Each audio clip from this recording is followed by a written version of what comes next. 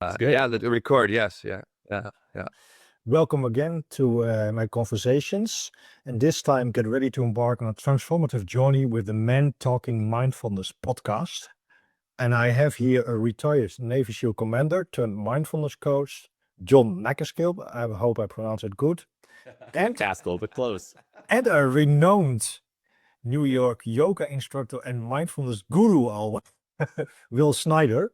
And well, maybe it's nice to introduce yourself from the start. Sure. Go ahead, Will. No, so hey, like Eric, your host has talked or said, like, I'm in New York City, and I kind of found these practices going through heartbreak, to be honest with you.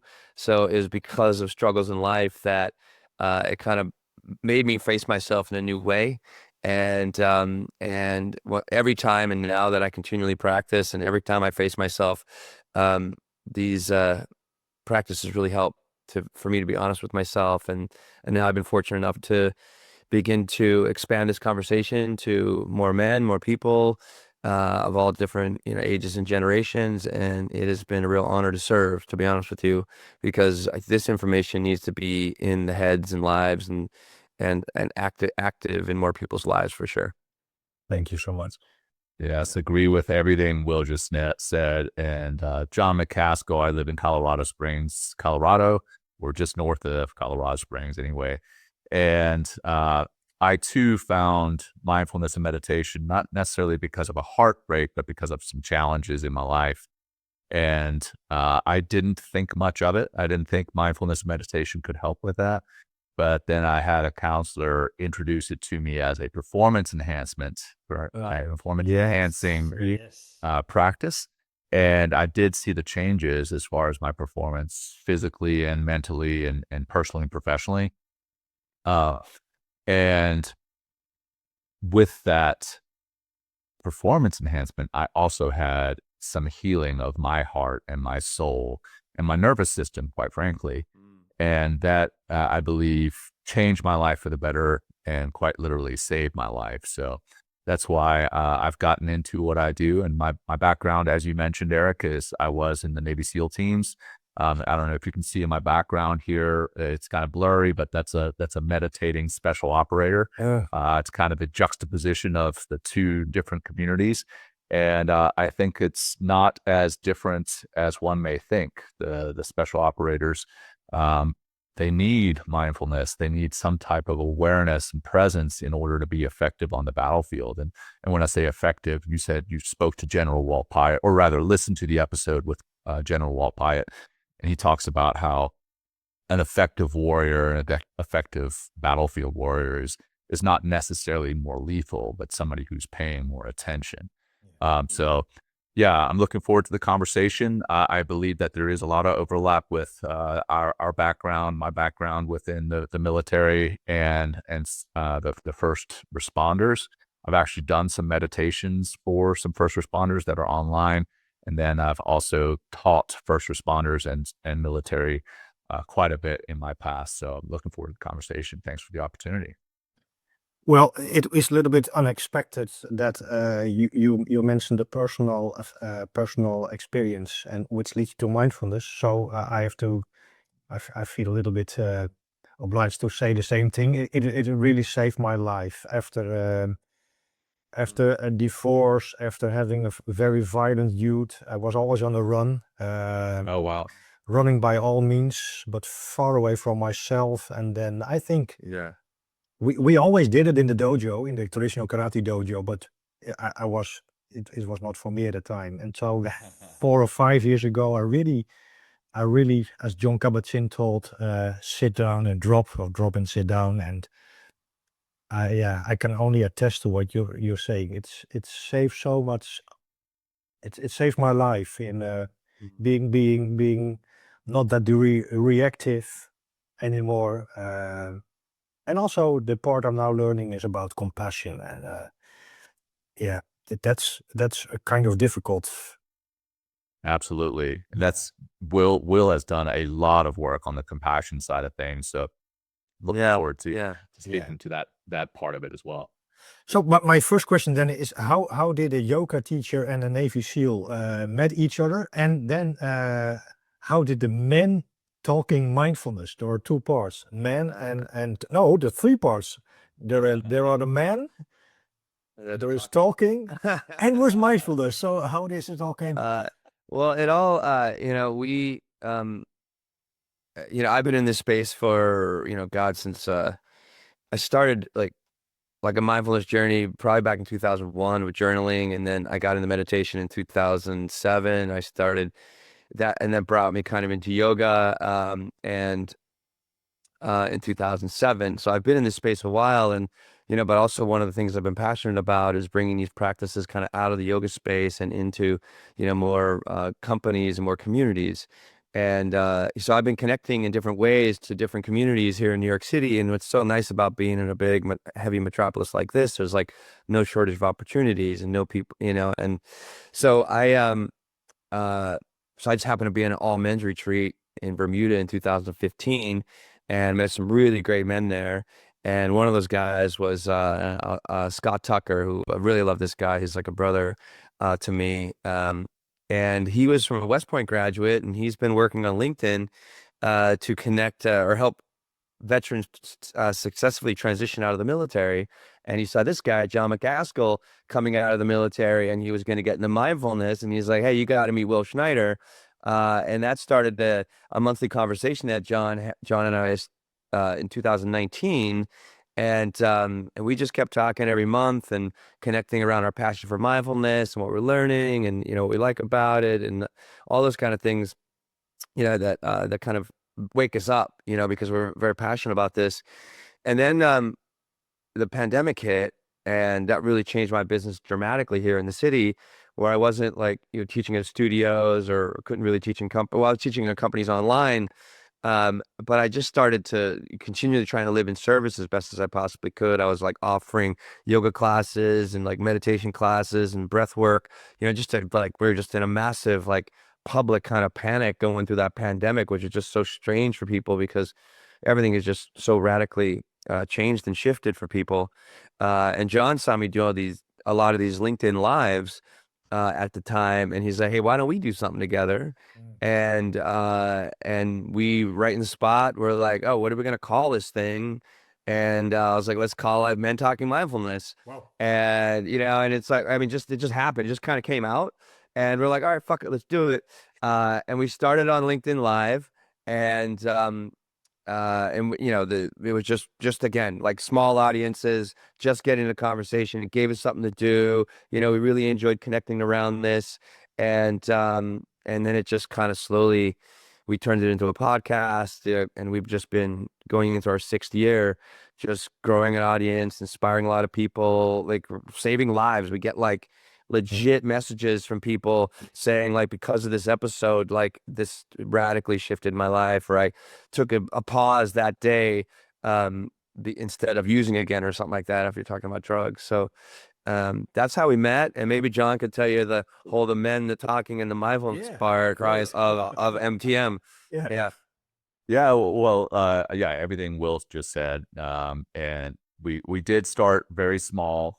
I think it was actually Instagram Live, not LinkedIn Live. Oh, sorry, Instagram Live. Yeah, Instagram Live, and we were just literally speaking to one another, having essentially the same calls that we've been having monthly with just one another, but now we're having it on Instagram Live, and we were very small. I mean, we had like, I don't know, maybe 6, 10. Yeah, John almost quit.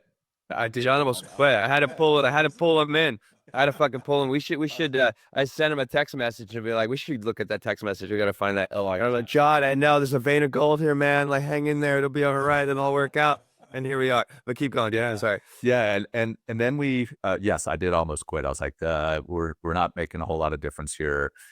But then I was running a podcast at the same time for a veteran nonprofit called Veterans Path, which no longer exists, but it did then. I was running a podcast, and I'd learned at least the basics behind podcasting. And then we realized that we could actually rip the audio from the Instagram Lives and put that out as a podcast. So if you ever go back and listen, Eric, to our first few episodes, our maybe first dozen episodes or so, they're mostly from Instagram Live. and it's awful audio. It's done from the phone. I was traveling across the country at the time. I was in my RV. My dog made some cameos. It was just real life. Yeah. And then we started to get some listeners, and we started getting some traction. And every once in a while, we would get a message about how what we had spoken about had really resonated with one of our listeners, or had really changed their life for the better. And we're like, okay, there's something here. And then we started to really get into, the better mics, the better software, producers, and it's just exploded since then. But as far as the talking and the mindfulness, so it was literally about two men talking about mindfulness initially, right? Yeah. And then it has since grown and morphed slightly, actually, I guess pretty drastically. It's morphed into a show primarily for men, on these things, mindfulness, everything related to mindfulness. And when I use the word mindfulness, it's much bigger than meditation. Meditation is definitely an aspect to it, but mindfulness could be performance, it can be leadership, it can be connecting with other people, it can be, like you mentioned before, compassion, curiosity, food, having fun. Yeah.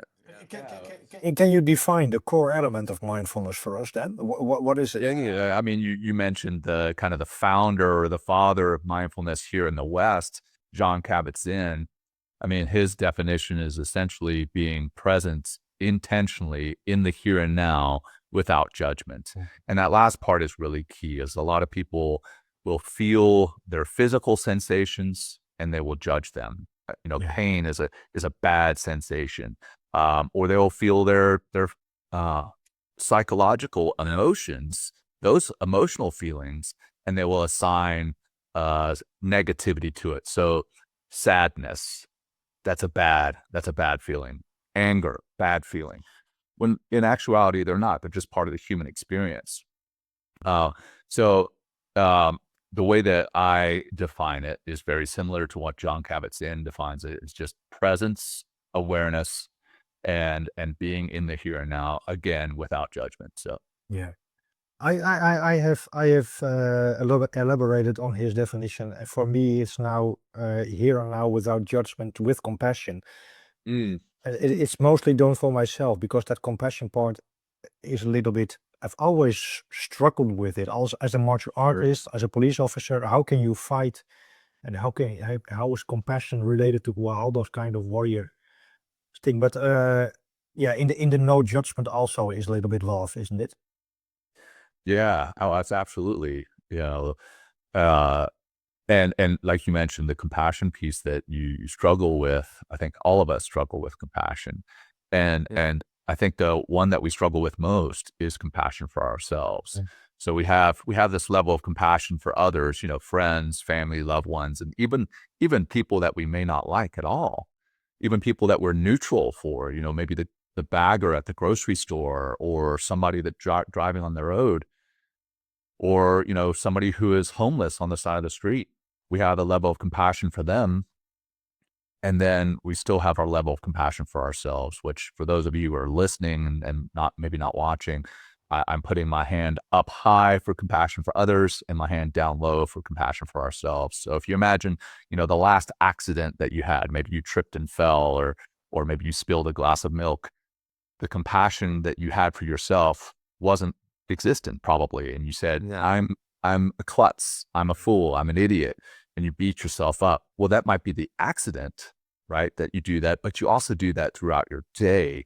A lot of us are like, I'm a bad husband, I'm a bad father, I don't belong in this line of work because I really am not good, or as good as those who are surrounding me. I'm an imposter. So anyhow, yes, I would say love, compassion, huge pieces. Sorry, well, go ahead. No.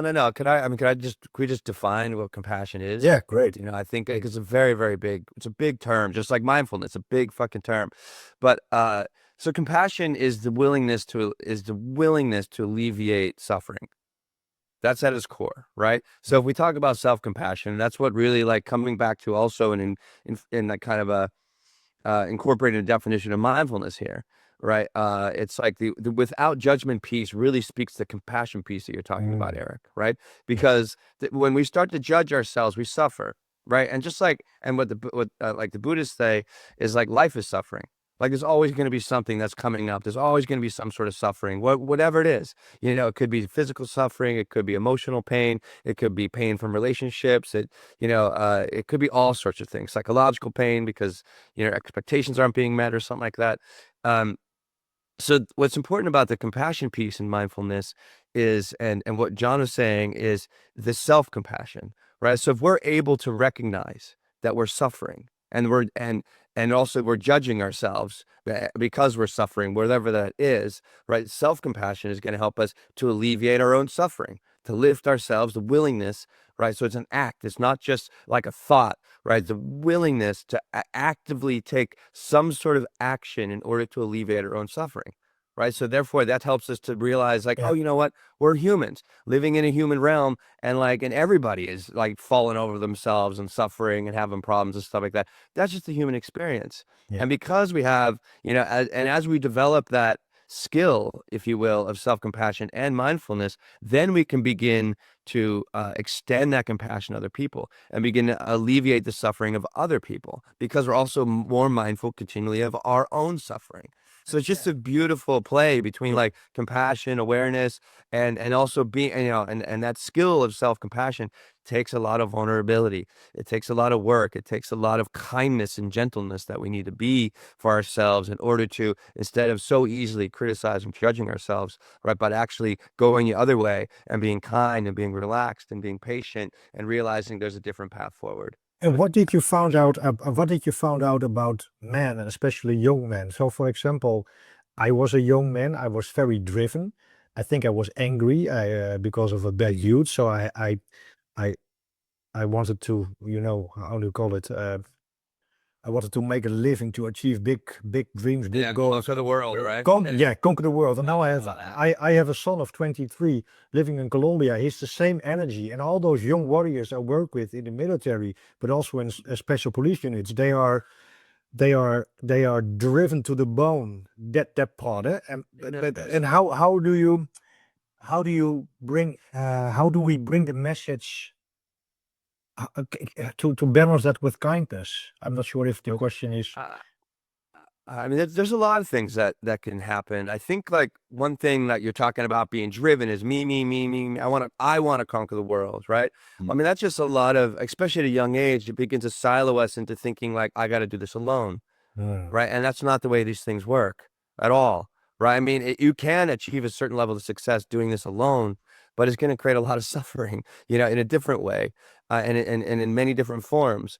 But like I feel like connecting with other people and really getting in honest conversations about how you're feeling, what you're doing, things that are working, things aren't working, and really beginning to, develop a group of friends that really, really support one another is a great way to have like a mirror of what you're doing and how you're doing things. I heard this on the show a long time ago, John, and I read it again in a book today, and it says, oh, Dr. Rob Kelly brought this up. You show me your friends, I'll show you your future.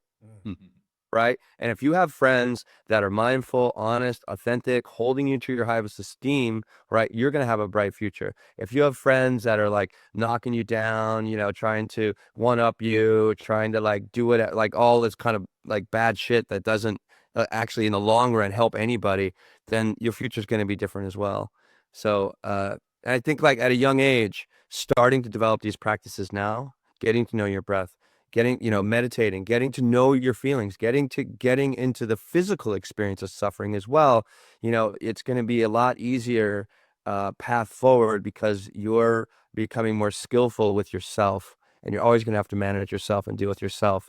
And then you can begin to incorporate more of these mindfulness skills in your life in order to navigate an easier and a kinder and more gentler path forward. And again, anything, as within, as without. So if I'm kinder, more gentle to myself, I'm going to be extending that to other people as well. And then the whole world begins to change. And what did you learn about young men, especially? Because I hear Yeah. there's a lot of talk about young men these days. I just bought the book from professor from Harvard. What's his name? a few notes on men. He's famous guy. Also with Is that Richard Reeves of Boys and Men? no, it's a new book from Harvard professor. He was also with Oprah Winfrey and on CBS and on all those Oh, wow. shows. However, there seems to be a problem with young men. I think Jordan Peterson talked about this years ago. There is. Yeah. There is. Well, funny enough, we're having our youngest guest ever on the show in just a few hours. His name is Carter Helbig.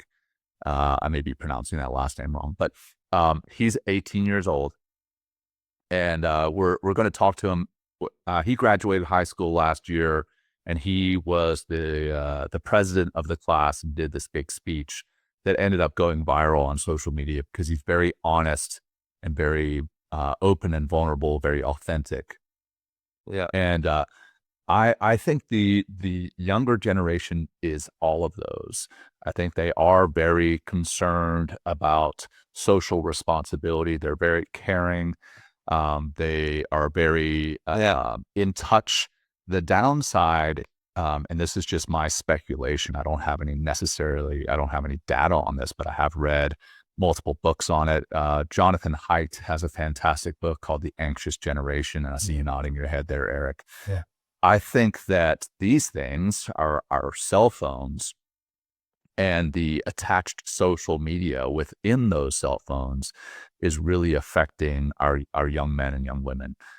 For our young women, I believe, Instagram, continually comparing themselves to these other women that are out there, I think that's creating a level of anxiety and not a level of, I'm not good enough, I'm not pretty enough, I'm not in shape enough, I'm not smart enough. And then for a lot of the young men, I think some of that's out there too, but then there's access to pornography right there in your on your phone, and that's causing I think the incel, so involuntarily celibate young men, whether that's 18-year-olds or 30-year-olds. I think that's causing a lot of problems in having intimate relationships. And I don't just mean sex. I mean, because the pornography is there and the access to it is so easy, the desire to pursue a romantic relationship isn't there.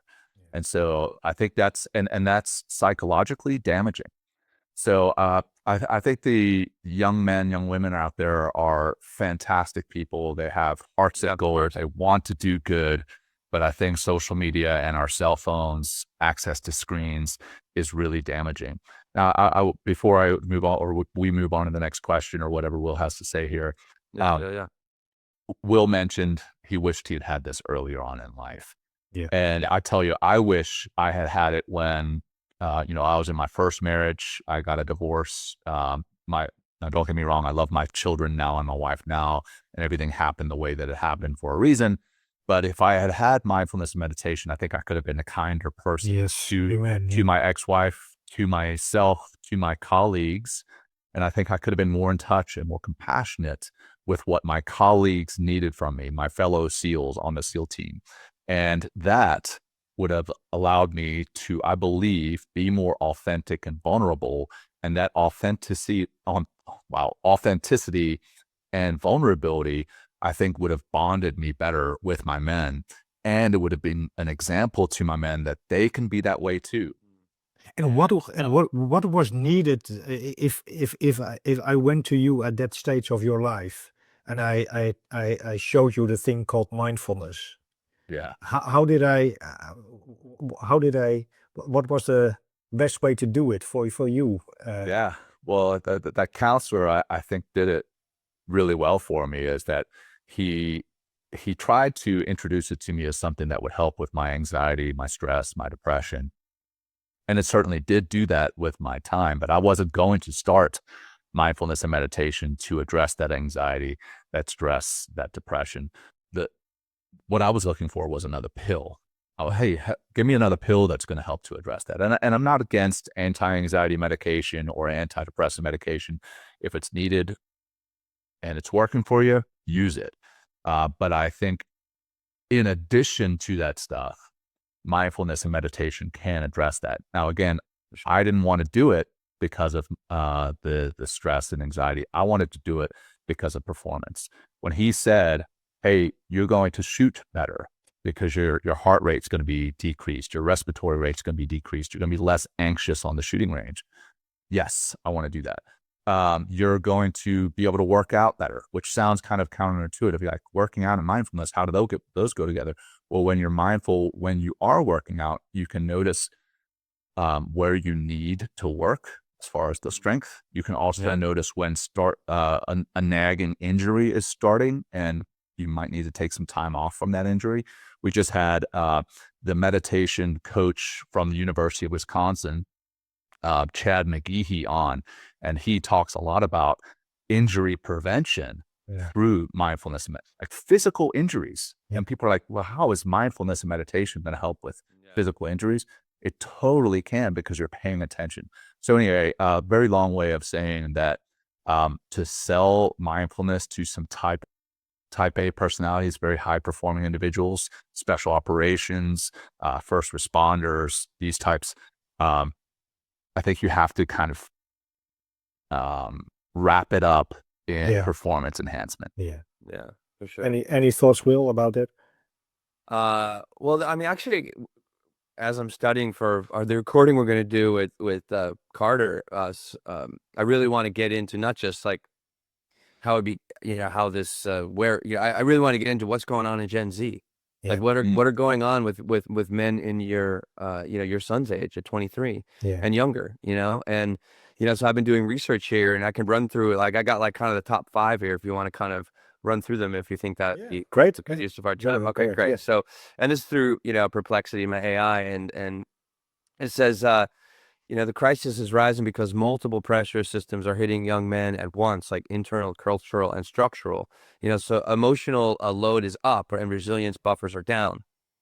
So young men are growing up with more exposure to violence, school shooting, polarization, climate anxiety, and economic uncertainty, which is real, right? Which all increase baseline stress and hopelessness. That's part of it too. I was thinking, like, it's like, what's my future? Yeah. I think they also lack a lot of good role models out there, because everyone seems to be acting like a freaking stupid, selfish jackass a lot.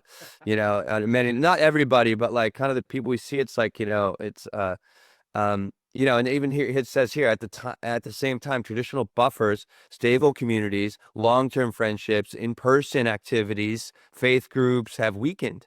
Leaving fewer places to process that stress, right? Again, like getting around people that you can actually have a conversation with and talk about your feelings and, be a human being, instead of like, oh, I'm a perfect robot. Like, no, you're not. Right. Another one here is masculinity norms still punish vulnerability. Right. And this has been ubiquitous for, probably, multi generations, probably going back as long as 100 years or more. Probably since like Industrial Revolution, when like, we began to experience economic prosperity and like have like, bring home the bacon. So many boys and men, right? But it starts at like a young man's age, learn early that showing fear, sadness, or neediness makes them less of a man. Yeah. So they suppress emotions, which is something we've seen and talk about very, very often in the show. And that's one of our missions, is to wake people up and begin to create like an emotional experience and create emotional literacy, so you can actually begin to identify your feelings and speak to them. And that shows and it's just like whether it's our generation or their generation, this suppression shows up as isolation, anger, risk taking, like doing stupid shit, right? Substance use. Or I can handle this on my own. Yeah. They also mentioned tech. John mentioned tech. Tech gives connections hits, but no real connection. Yeah.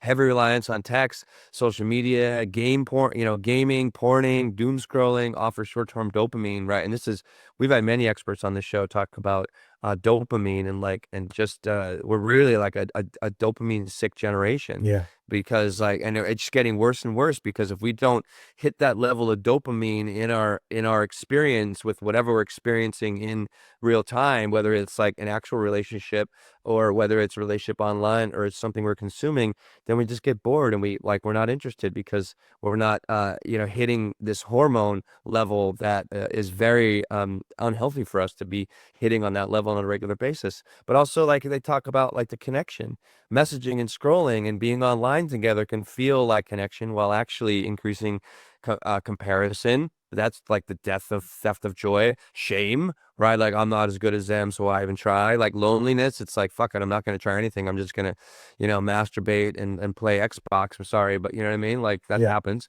Yeah. Especially when young men are already struggling up. And I'll just mention his last two, or if you just want to comment there, Eric, and I got a couple more, or I can keep going with this if you like. There's two more that I have. Yeah, it's What do you think? yeah, no, please go. Yeah, go ahead. Okay, yeah. Yeah. So, access to care is hard, fragmented and confusing.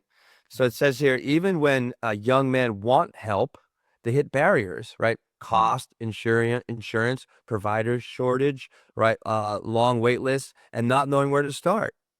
Hopefully, I think AI might be changing this. I hope, in some ways, or actually kind of pushing in the right direction. And then systems split care, treating depression while ignoring substances use, or vice versa. So many adolescents may with both issues, get only partial or no treatment at all. Yeah. And then, the last one here, more lethal means more exposure, more risk, increased access to firearms in the home, Yeah. medications, right? Also in the home and on the streets, right? And other lethal methods make impulsive and acute suicidal crises more likely to end in death. And what do you Yeah. think of a shared meaningful story? Because, for example, I was grown up in how do you call it, Protestant church. Yeah. Yeah. But Yeah. until a few years ago, I never visited the church again. But 3 or 4 years ago, I went to churches more, and not just because of Christianity itself, but also it felt in my body like there was a shared common meaningful community. Yeah. And it doesn't matter if it can also be a Zen Buddhism tribe or something like that, but a meaningful story. And by the way, with the young man, last week I met some 3 beautiful, I'm not sure how you call it, cadets, young boys and a girl becoming an officer in the army. I mean, they had a common goal, a common big story. Whatever you think about the story, yeah, but I felt their energy. There was something shared, and it was not fragmented. It was so that's also my hypothesis, that young men also need a community with 100%. story. Well, we all do, right? Yeah. But Right. everything that Will just talked about are reasons that men shy away from them, or we don't take advantage of them. Now, I think also in today's day and age, rather than focusing on the common stories that we have, I mean, we all have something in common with everybody else, right? Well, first off, we're all human beings, right? Which is the primary common story. The next one is, maybe we don't agree politically, but we enjoy fishing together, or maybe we're not the same religion, right? We talk about Zen Buddhists and Christianity, but maybe we agree on, I don't know, X, Y, or Z. And, I have a drum set here off to the side of my computer. Maybe they enjoy drumming. So we all have far more in common than we have different. Yeah. And if we can focus on that common story, whatever that might be, Will talks about the common humanity. Yeah. That's going to bond us together and allow us to have more compassion for one another. So yeah, I think, and I think a lot of that comes from, yes, compassion, but it also comes from curiosity. Yeah. Asking people, what they enjoy, rather than saying, oh, well, you're from this political affiliation, then I don't want anything to do with you. Yeah. Asking, okay, well, what makes you believe that? Not in a negative way, but saying, okay, what makes you, as far as in the States, a Republican, a conservative, or Yep. what makes you a liberal or a Democrat, right? Like, what makes you think that? And not saying, well, what makes you think that because you're wrong, but like, I want to understand your perspective. Yeah. And being curious, I think, helps us to find those common stories. Yeah. Yeah. Great. And can mindfulness or that spiritual journey, can that be such a story, or can that be a story in that what we talk about? Well, what do you mean by a story? Like, I just want to clarify. Common story. Yeah. Can mindfulness and that kind of practices help us in bonding together on a spiritual journey? Yeah. Can Of course. young man? Yeah. I think one of the big things that's getting in the way of all of our lives, but especially people that have been growing up on tech and social media, it's like it creates this. I mean, so yeah, I'll come back to the mindfulness piece in a moment, but like, I mean, it's like this all is related. But if you're, there's a psychological complex called monomaniacal obliviousness, right? Oh. And this is what I know, right? It's based on the New York Times, like back in 2017, I was talking about this. They posted an article and it says, "Pick your head up." Right? How smartphones Yeah. are Right. destroying minds and stuff like that, right? So, and one of the terms that they use is called monomaniacal obliviousness, right? What mono means one, right? Oblivious because you're so connected to the screen, always consuming, right? But and oblivious, right, to the world around you, but maniacal because it just creates this crazy loop in your head that this is reality. Mm. Right. So I think what's really important is getting away, being mindful that it's like, look, this is not real life first. Right. And then getting out of the phone and beginning to connect with people in real life, right, in real time with real conversations. Right. And not just also, I think, and I know I see it all the time in younger generations, is they're always trying to feed the algorithm. How many likes did I get? Oh, let's take a picture of this. Oh, that would be funny. Let's try to go viral. Right. So there's incredible influence. Yeah. Oh yeah, totally. I mean, yes, but it's not in every single decision I make. Oh, sure. You know what I mean? Sure. Like, it's not like what I'm seeing in the younger generation, I hear it like they like have birthday parties and they're like taking pictures of the fucking party, right? And then posting on social media instead of being in the party hanging out Yeah. and then checking how many likes they got on the thing. It's like, whoa, I mean, it's like, what is going on? Instead of connecting, enjoying the moment, celebrating the birthday party, creating a common story around the birthday boy or girl and what their life is like. Like, it's just, I think the first step here, Eric, is like waking up to the incredible potential you have outside of this digital realm, getting in the world, interacting with other people, instead of just like so easily becoming a consumer instead of a creative.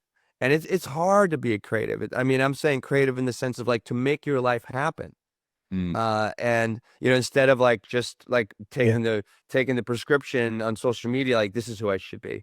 Yeah. And that's always been an influence there. But social media has like 100x it from our generation to the next few. Yeah. So there's like a massive identity crisis because of the phones.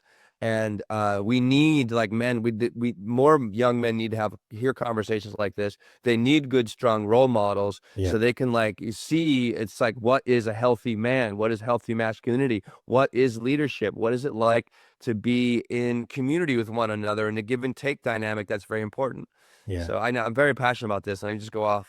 Maybe I would love to read your mission if you're okay with that.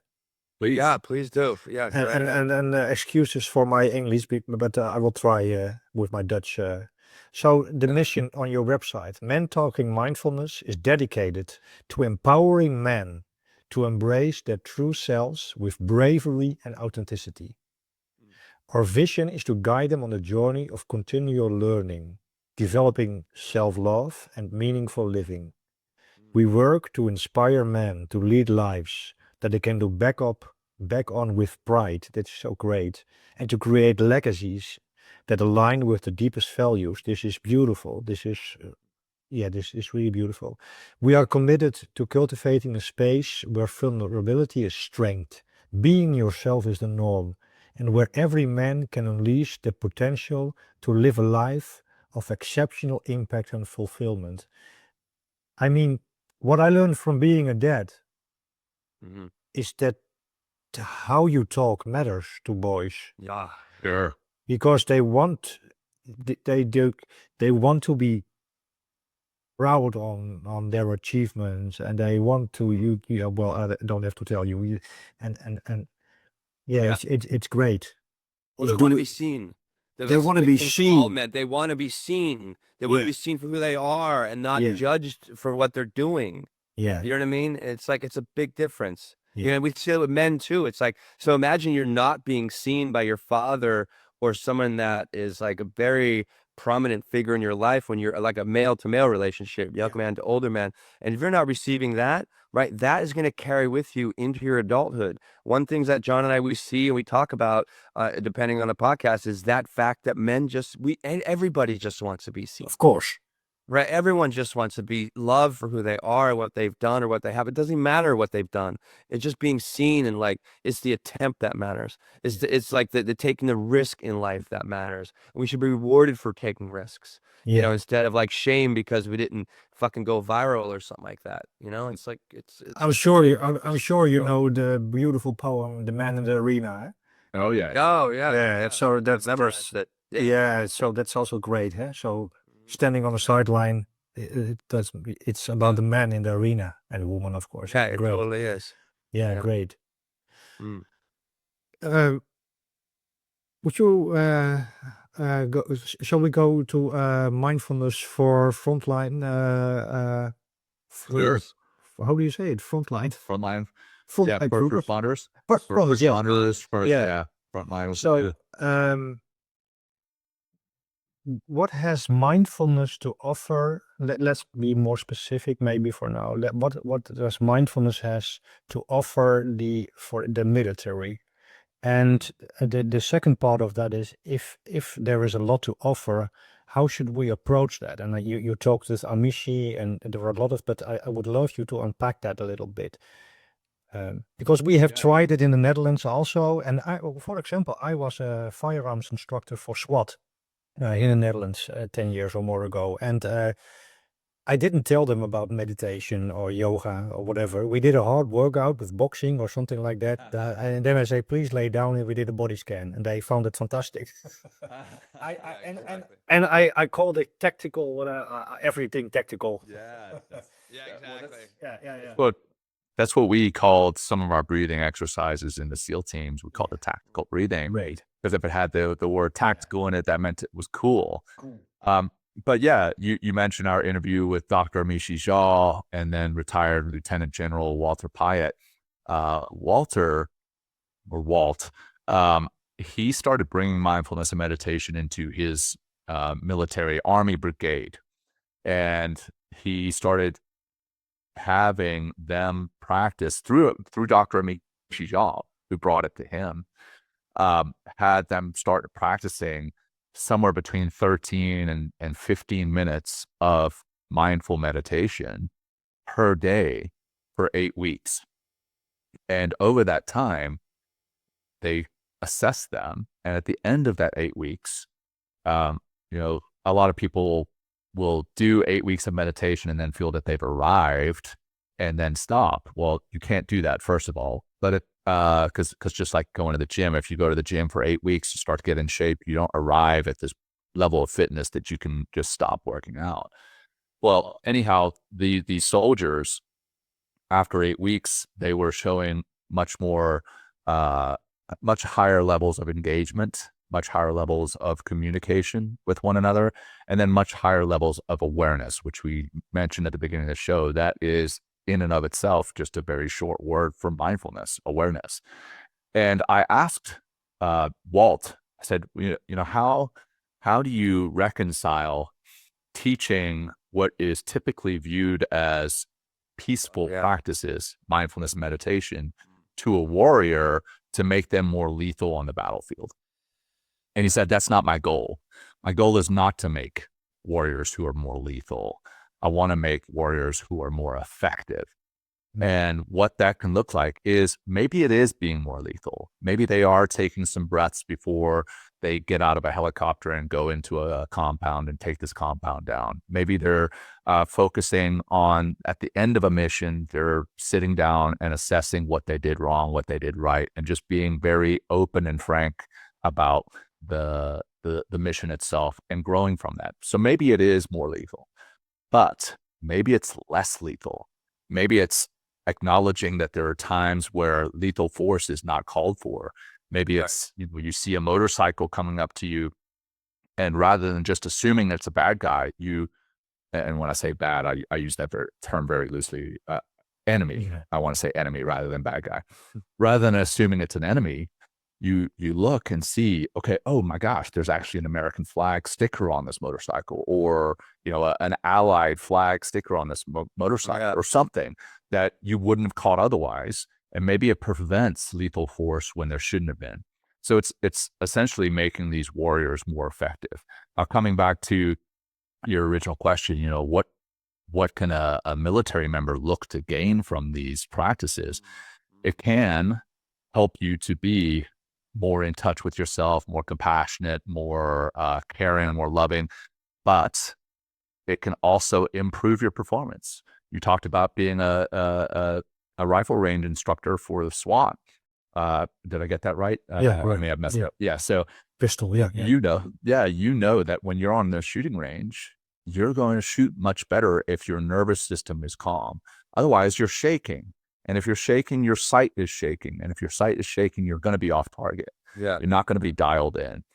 So that could help with shooting. It could help with calming down. Let's say if you are SWAT and you're driving to a target, when you're in that personnel vehicle,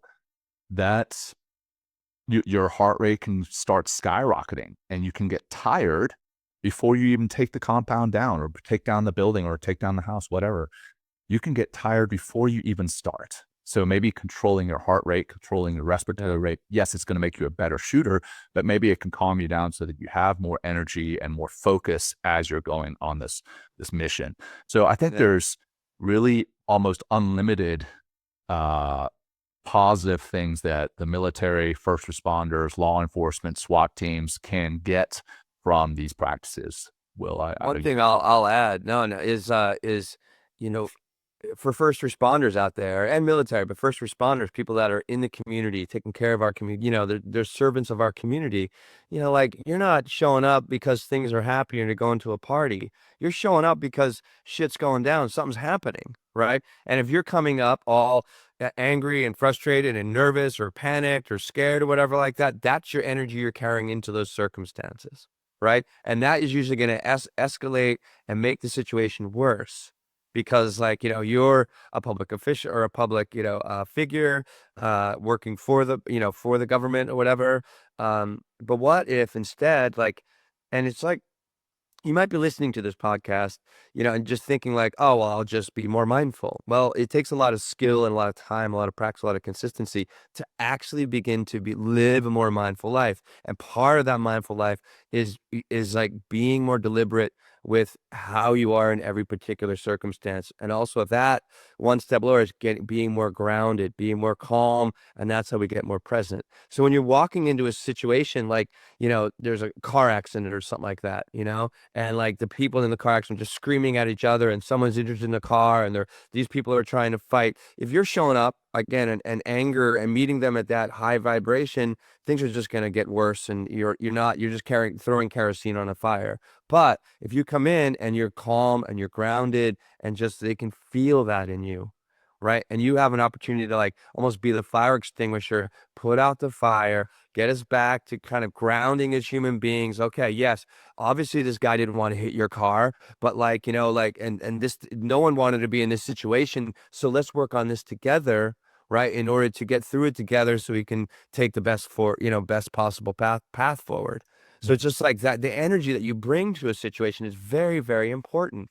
And it's going to help when you are in, as a public servant, knowing what the energy is that you're bringing into a situation is very, very, very, very important. And mindfulness is going to help you to do that. Not just being mindful of your thoughts, but mindful of the physical. They call it somatics, right? The somatic experience in your body. So do I feel all anger? Like, what do I need? And then you have a tool. Then you can find your feet. You can ground with your breath. You can release the energy. You can reframe the situation to something that is actually going to be useful in that circumstance, and something that's going to, add kerosene to a fire. So, And what so that's the other big. yeah, great. What if I have experienced through the years is I have a second more between stimulus and response.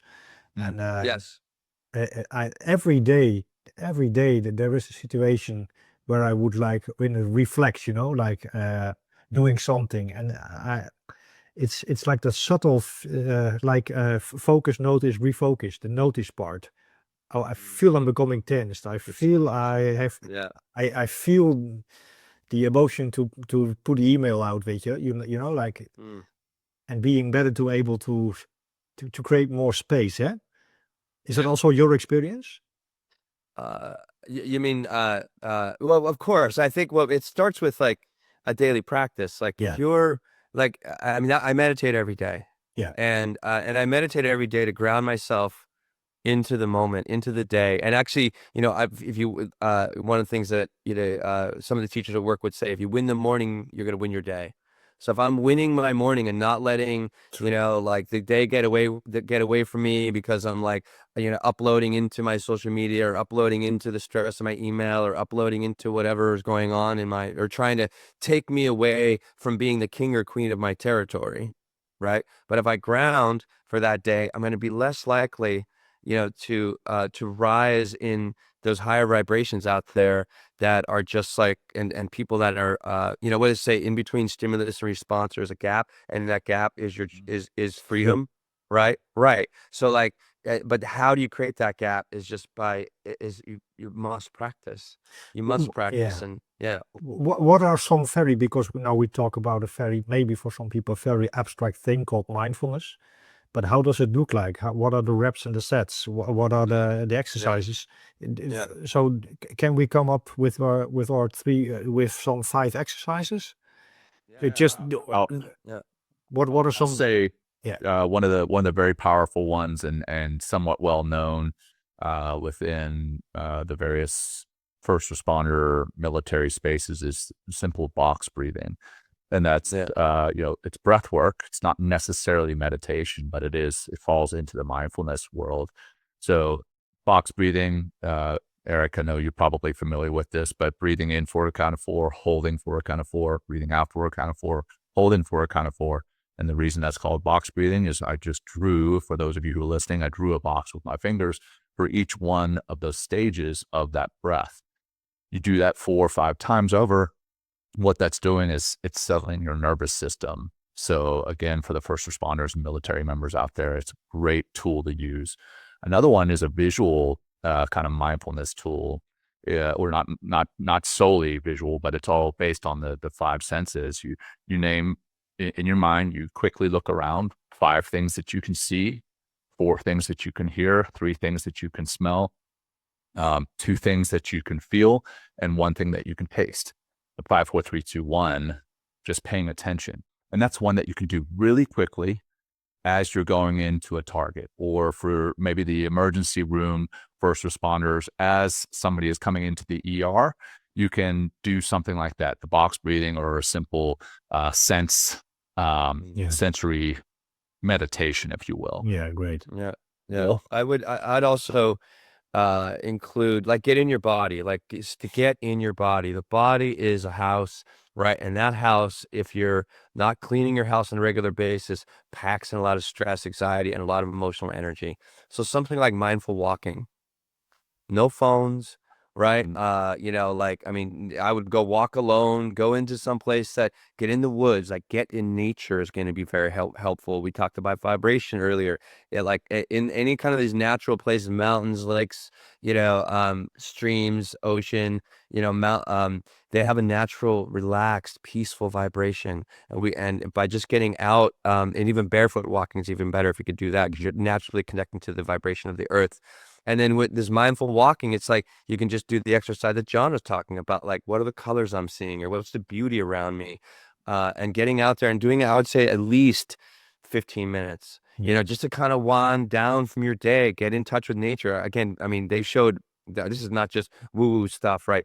They showed a big difference between wearing your shoes on grass and being barefoot on grass and what it does to the brain. It'll Yeah. naturally, when you're walking barefoot, will take and relax, you know, the stressed brain, and that'll be very helpful. Um, I think, like, you know, also, but eating well, like you have to be very careful about what you're putting in your body. If you're drinking alcohol, consuming a lot of processed foods and sugar, your body's going to respond a certain way, and so is your mind. Like we've had Dr. Uma Naidu on the show. This is your brain on food. So that's another thing you can do. Um, and, uh, and, you know, and we talked about like, what is your friend group? Get around good people. Find your people that are going to help you rise into this mindfulness space, Yeah. you know, and just start any one of those. Just start with one thing, you know, and try to continually repeat that one thing consistently, and watch how things begin to change. And it's like, and these are Yeah. all very simple things you can do. But go ahead, yeah, Eric. Oh, I think you mentioned already, but what I found out was, so for me, for personally, I like to sit just in silence, just sitting still. Yeah, meditation is great. Yeah, but Yeah. I found out, especially with big classes, that for some people it's too big a challenge at the same. So, in my experience, the body scan seems to be a very Oh, yes. non-threatening, because I'll ask them to feel the feet on the ground, to feel the knees Absolutely. and so on, and they can be with the task. They can hear my voice. It seems effective, but they No, adapt it's very very quickly. effective. Yeah. It is. It's very well, it's meditation. You know what I mean? Yeah. It's like, and just like, you know, being, you know, I think what's also is getting to know your mind, getting to know your ridiculous, like, fucking mind that's always trying, always is a comment, always trying, it has this negativity bias that's built in. You know, it's always trying to take you somewhere in the future, drag you in the past, because it doesn't know what present is. Yeah. And it's like when you get to know your mind and begin to see, like, oh, that's just another thought I'm having, you know, and or Yeah. that's just think, or that's just, and that's going to bring up the feelings. It goes through that whole process we kind of alluded to earlier. But even just getting to know your mind and getting to see your mind by what John's talking, box breathing, or just even to get to know your breath is going to be a huge asset. Just getting a bit, creating the ability and discovering the ability to breathe really deep in your body is going to have an emotional impact and a psychological impact and a physical impact because of what it's doing biologically to your body. Yes. So just like slowing things down is going to be a huge asset for anybody, regardless of what kind of profession you're in. What would be? I have some short questions. Yeah, go for it. From what would be your advice for young men, and related to mindfulness, but also more general? We've talked about it, but how can we summarize it for young men living their lives? I'm sorry, what was the word that you used? What are some, what for our, Or advice for young men? sure. Sure. Well, you talked about the reps and sets earlier. Yeah. I think that's key, is knowing that this is not going to come from doing an hour-long meditation once a week. It's going to come from sitting quietly, meditating, practice some level of mindfulness regularly. It's the consistency. Again, coming back to the gym analogy, right? You're not going to work out for 2 hours on Monday morning and then not work out the rest of the week and expect to get the same gains as somebody who works out 20 minutes a day. Yeah. I think consistency is key for our young men. And then don't beat yourself up as well. When your mind wanders off, notice that that's just human, and just come back to whatever it is that you're focusing on. Come back. Yeah. Great. I'll add, change the relationship to your phone by going on taking 1 day a week and not using your phone. Oh, that's great. You watch how it changes things, because you will understand how incredibly addicted you are to technology. And with that, and that's mindful at its core, opening up to awareness. And what awareness is sometimes is eliminating something. Yeah. Like, because we're habitual beings. We're habits, right? But what if you remove that habit and just really commit one day? And you can do it. Don't tell me you can't. You know what I mean? You can, on all you, like the day before you do all that technology stuff, use the technology, be like, you know what? I'm off my phone today, so I'm not going to answer text, email. I'm not going to be on social media, blah, blah, blah. All I'm going to do is like just whatever else. Like, I would even stay off of television as much as you can. Like, don't engage in technology almost in any way. Get out in nature, get to the gym, go to the beach, hang out with your girlfriend or something like that without technology, and watch and discover who you really are. And then watch out that discovery one day a week. And what John said is important: consistency. Do that every week, one day a week, every week, and watch how life begins to change, and watch the choices you're going to make in just as short as a few weeks. What are the most important, inspiring books that changed our lives? For me, I think one of the big ones is John Kabat-Zinn's "Wherever You Go, There You Are." Yeah. I think that's a really great one that really inspired me to continue my practice. And I think it's changed my life for the better. And then coming back to the consistency piece, the Atomic Habits by James Clear, and similar to that one, or it's actually what James Clear based his book on, is the Power of Habit by Charles Duhigg. I think those are three of the big ones for me. Yeah, I'm gonna I'll give a few. Man's Search for Meaning, Viktor Frankl. Wow, what a book. We talked about Dan Millman, The Way of the Peaceful Warrior, before play, and that was a very, very important book for me. Read that book, read it twice, read it 4 times, read it 10. We just had George Mumford on. Unlocked is great by George Mumford. Wow, what a great read. And then 2 others that actually we had him on the show, and they're really great reads. No More Mr. Nice Guy by Dr. Robert Glover, and the other one, Wild at Heart. And Wild at Heart is, it really speaks to masculinity, and it says, here's the book here. Oh, okay. And it says, Wild at Heart by John Eldridge, discovering the secret soul, discovering the secret of man's soul. So that's, read, and these are some books you can read over and over and over again. There's a lot of other books that I've really enjoyed, but just looking at my my bookshelf right now, those are really fantastic, like really, really great book. Into the Magic Shop's another one, great one too, by Dr. James Doty. So get him on Amazon now. I love Eckhart Tolle, his work. Oh yeah, oh my God, yeah. Untethered. Yeah. What is that? Untethered Soul? No, that's Michael Singer. Power of Now is like another great. Like that'll really, he's really powerful. Very, very. He has a book called Stillness Speaks. Stillness Speaks. Well, New Earth. Speaks. Yeah. The New Earth is really great. There's a lot. And here's another one. I think would be. I'm reading this tiny book right now by Zen master Thich Nhat Hanh, and it's called How to Focus. Great. I have him here behind me. It's such a great book. Oh my God, it goes so deep. But there's, get on the path, and these books are going to help you to stay on the path. Yeah. You know what I mean? It's going to, first it's going to open up your mind, be like, holy cow, like I had no idea that like this is the way life can be. And then as you begin to, live, you have that awareness and begin to live that awareness, because it's like you have these epiphanal moments by reading such great books like this, that you're like, you know what, like I can do that. I can be that guy. I can be that person. I can do those things. I can take those risks. So, yeah. If you could have one guest or maybe two on your podcast, he can be dead or alive. He can be from all ages. But who would you love to talk? Well, first off the top, like I'm a big Kendrick Lamar fan. I love Kendrick Lamar, hip hop artist here in the United States. Like I just love this guy. He's just done so many different things. Like we're gonna get him on the show, John. But I think like Abraham Lincoln would be fantastic to talk to. Someone like Gandhi. And just really get into his head and see what he's up to and how he did what he's doing. And yeah, Joe, what you got? Yeah, I mean, I could go down a whole list of, big time meditation names, as far as, also presidents. I would love to have President Obama on. He's meditating also, yeah?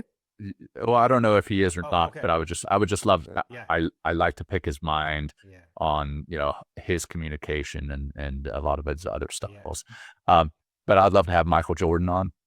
I would have loved to have had Kobe Bryant on, basketball stars who are big into meditation and mindfulness. I think those are some. Thich Nhat Hanh, absolutely. The Dalai Lama would be amazing. Be amazing, yeah. Well, like what? No, I think one thing about everybody that we mentioned, they must have they do have some sort of mindfulness practice to reach the greatness that we're talking. Again, we're mentioning them because they're great. Yeah. You don't become great without doing some sort of mindfulness experience, whether it's journaling, whether it's meditate, like there's so many different ways, so many different, ways to get a foot on the path. Right. But everyone we just talked about, they took those first steps in order to achieve, the fame that we're talking about now. Great. We're able to remember their name. Totally. 2 questions left. The first one is, what's your plan for 2026 with the podcast and all your work? What are your ambitions, goals, dreams? Yeah, well, we've got our ambitions and goals. We haven't put a number to it, but we want to reach millions of men, to help them to change their lives, to change their relationships. Basically, exactly what you read there in the mission and vision. I think that's one of our huge goals. We want to start teaching more. So we've got a corporate level of stuff that we teach to improve corporate relationships, corporate cultures. And then we've got a mindfulness and meditation course coming out soon. We ideally will have that out at the beginning of March or maybe mid-March. But that's a 12-week course that's going to be online, and it's going to have a big aspect of what we talked about today, is having that community to support one another. So those are some of our goals. Great. That's what we're doing, Yeah. So, and hey, if you want to sponsor the show, send us money, please do. We can use some cash. You know what I mean? We're still out of pocket, but anyway, I mean, it's just like, but it's just like, I was reading a book today. I'm going to reach out to this author. It's called The 4 Questions. A really great book. And, he talks about, the happiest life you're going to have is a life that lives in service to others. True. Right. And that's what this podcast has been for us. And I never feel like I'm working a day in my life because of the work that I'm consistently doing, because and John and I, and both us in our individual lives are only out there trying to improve people's lives and live in service to them by the skills that we've gained because of the incredible impact that mindfulness and these practices have had in our lives. So it's like we're kind of just paying it forward. So, last question. Maybe we can follow up this sentence. So I have the half of a sentence, and I would love you to make it complete. In life, it all comes down to kindness. Kindness. My wife would agree. My wife would agree with you, Will. Kindness. She has a sticker and a shirt that says, "If you can be anything, be kind." And I love that. I would say something similar to kind. It would be caring for yourself and for others. Yeah. Well, thank you so much not for talking to me, but also for talking to me, but talking for young men and also for our service members on the front lines. And well, thank you for your service. I mean, you inspire me. You will inspire a lot of people, and you are thank you so much also for your mission and vision. Yeah. Thank you for having us. Thank you for allowing us to share it. So we will say goodbye, and I will say you goodbye off the record. So have a great day, and till next time. Bye-bye.